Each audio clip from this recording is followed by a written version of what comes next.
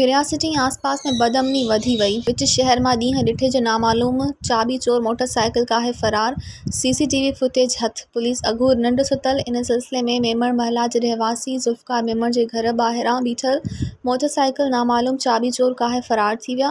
अहिड़ी सीसीटीवी फुटेजिस अवामी न्यूज़ हथ करे वरिता, जंहिंमें ॾिसी सघिजे थो त 2 चाबी चोर शाही बाज़ार वारे पासे खां अची सरियाम मोटरसाइकिल काहे फरार थी विया।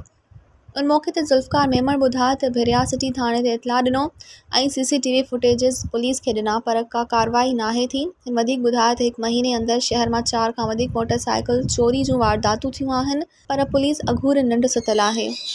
ॿिए पासे क़ौमी शाहरा तां नामालूम फोरू मोटरसाइकिल ते सवार थी माल ट्रालरनि खे रोके ड्राइवरनि खां रोक रक़म ऐं ॿियो सामान फुर करे फरार थी वञनि हा, पर पुलिस जवाबदार गिरफ़्तार करण में नाकाम बणियल आहे। उन मौक़े ते शहरन एसएसपी नौशर फिरोज़ निवास वारनि खे मुतालबो कयो त शहर मां थियल चोरियूं वापसि करायूं वञनि। मज़ीद ख़बरनि ऐं तफ़सीलात लाइ विज़िट कयो असांजी वेबसाइट www.awamiNewsHD.com ऐं ॾिसंदा रहो अवामी न्यूज़ HD।